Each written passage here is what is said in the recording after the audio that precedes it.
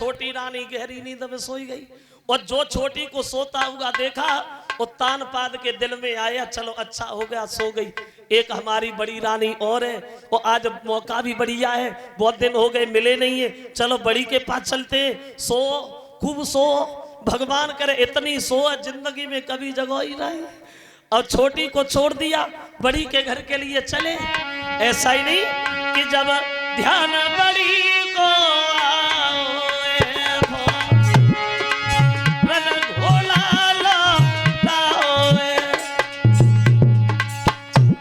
चले बड़ी के पास, छोटी को सोता छोड़ दिया, सोती रहा, भगवान करे इतनी सोआ जिंदगी में जगह ही नहीं। आगे बढ़े।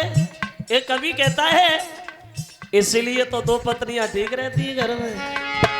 बड़े जब ध्यान बड़ी तो आओए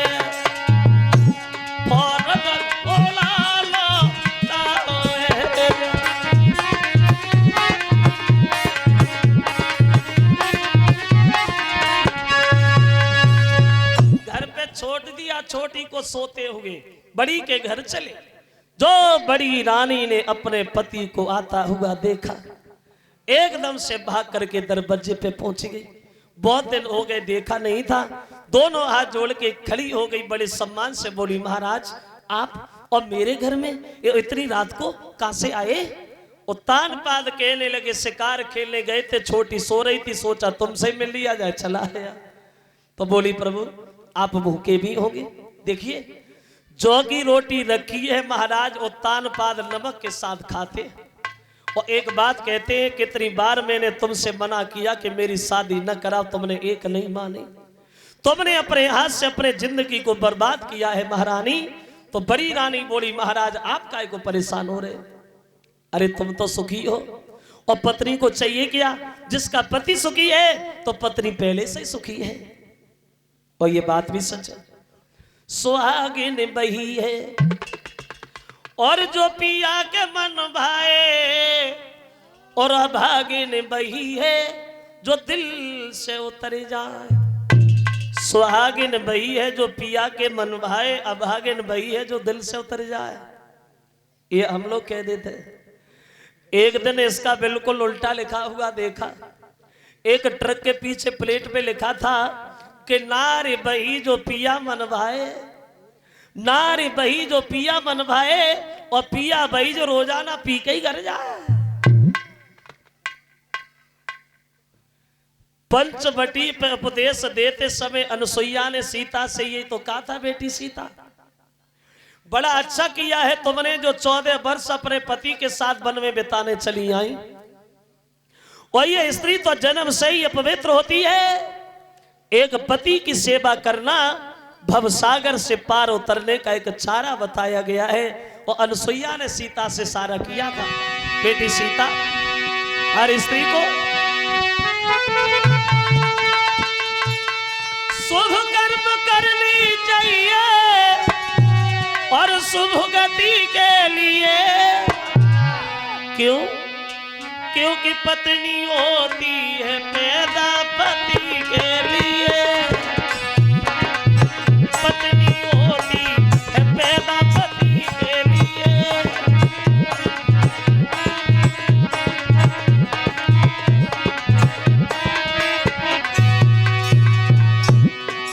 कहा था बेटी सीता हर स्त्री का ये धर्म है, नई इच्छा से चाल चले कोई, बैठी रहे अनुमति के लिए। पत्नी होती, पत्नी होती, पत्नी होती है पैदा पति के लिए।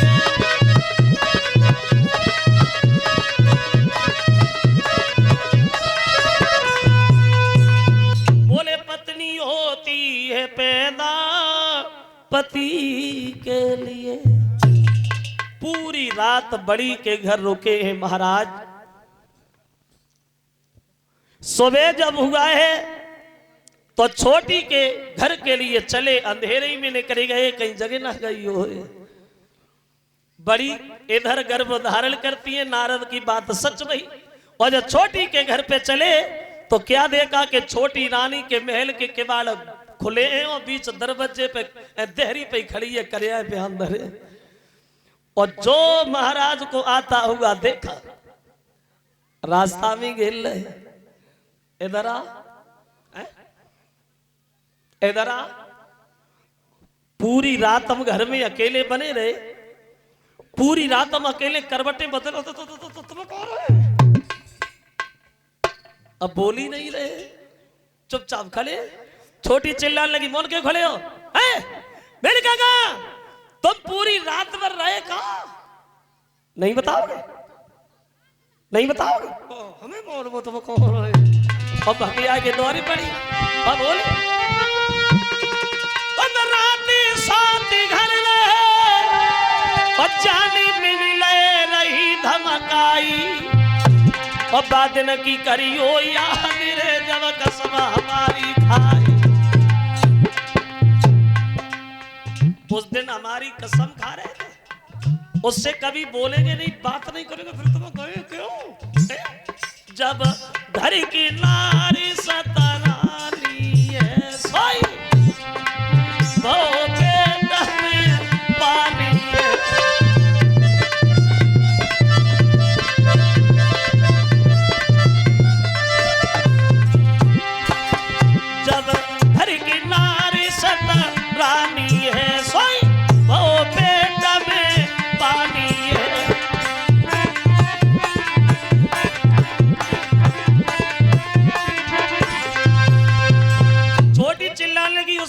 कसम खा रही तुमने, हम उससे बोलेंगे नहीं, बात नहीं करेंगे, फिर कहेंगे तुम क्यों गए मां? तान पाद कहने लगे, पागल औरत, आते आते तूने जिसका सारा सुख छीन लिया हो, आते आते तूने जिसे रानी से दासी बना दिया हो, अब भी तेरे दिल में उसके लिए कोई जगह नहीं है, उससे जिंदा क्यों छोड़े? ये तलवार ले, उससे मार क्यों नहीं लेती? जब देखो तब उसी की बात, जब देखो उसी की बात, उसके अलावा तुझ बाल में बात भी नहीं आती। छोटी बोली तो इसका मतलब ये है कि तुम वहां नहीं गए, और हमने सोचा कि भाई चलेगा, जाना भी नहीं बता देती अच्छी तरीका से, कभी देख लिया तो रहने लगे घर में। इधर बड़ी नानी भी गर्भ धारण करती है, कुछ समय के बाद छोटी नानी भी गर्भ धारण करती है। अब तो आंगन में बड़ा आनंद है, लेकिन दोनों रानियों में अंतर हो गया। कितना? बड़ी नानी ने जब गर्भ धारण किया है तो उसे उतना ही काम करना पड़ रहा है जितना पहले किया करती, और जब छोटी रानी ने गर्भ धारण किया तो 4 पाई से नीचे कदम नहीं रखना पड़ रहा है। हजारों दासियां सेवा करने में लगी, कोई दासी हाथ दबा रही है, कोई दासी पैर दबा रही है, कोई दासी सर दबा रही है, कोई दासी पीठ दबा रही है, और काउ दासी को जगह नहीं मिल रही है तो दासी दासी को ही दबा रही है। एक ही पति की पत्नियां, लेकिन दोनों में अंतर बहुत हो गया, फर्क बहुत हो गया। ये 201 रुपया हमें भेंट कर रहे हैं, ये नीटू यादव नगला गढ़ू मैनपुरी के रहने वाले हैं, जो ये सीलू भैया के जीजा जी, उनकी तरफ से आए। लिखा है होली सुना दीजिए। कौन सी सुना दूं? जो भी सुनना बता देना, सुना दूंगा। और ये 100 रुपये आए हैं अशोक यादव, ये समर वाले ऊनरपुर। लिखा है दिल लेके जा रहे हो कैसे जिएंगे हम, तो हम कहा करें है? और 501 रुपया हमें भेंट कर रहा है ये हमारा बच्चा धर्मेंद्र शास्त्री, और धर्मेंद्र की तरफ से 501 रुपया हमारे करीब आया है। भगवान समाज में सम्मान दौलत से भंडार भरता रहे। चलो अभी सुना रहा हूं, थोड़ी देर रुको, अभी इंतजार करो, और कुछ सुनना बता देना, सुना दूंगा। इंतजार बहुत जरूरी होता है, थोड़े इंतजार का।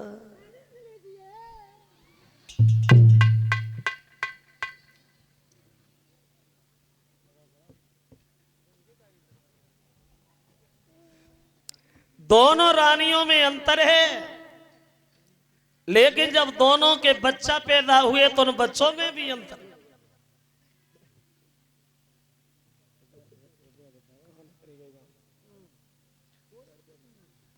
कितना अंतर?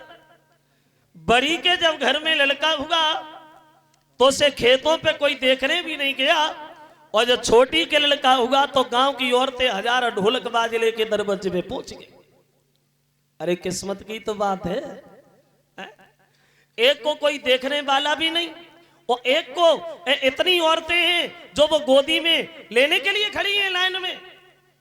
एक भूखा पत्तों पे रो रहा है तो दूसरा बड़े आनंद से एक पालना में सो रहा है। एक सर्दियों में गर्म वस्त्र पहने है तो दूसरा उधर खेतों पे सर्दी के मारे ठिठुर रहा है।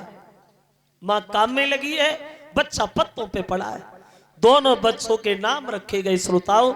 बड़ी रानी के जो लड़का हुआ उसका नाम रखा गया ध्रुव। ध्रुव। और इधर जो छोटी का लड़का हुआ उसका नाम रखा गया उत्तम। ध्रुव और उत्तम अपनी किस्मत के अनुसार दोनों बच्चा घर में समझदार जिस समय हुए।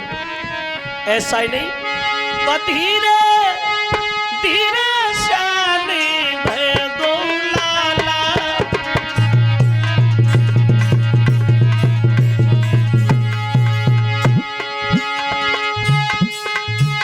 देखन में बड़े बलू कई मर के लाला।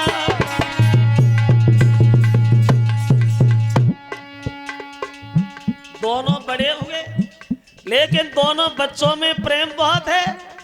एक बार ये ध्रुव गया है उत्तम के करीब और हाथ पकड़ के कहने लगा भैया इधर आ, और बोला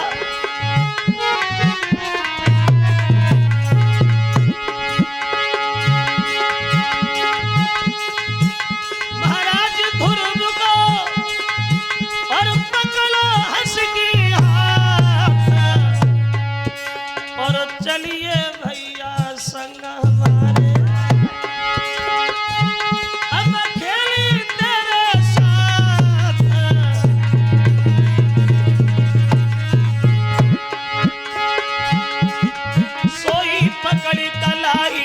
ध्रुव भैया की गोली भाई सोई पकड़ी कलाई बड़े भैया की गोली भाई।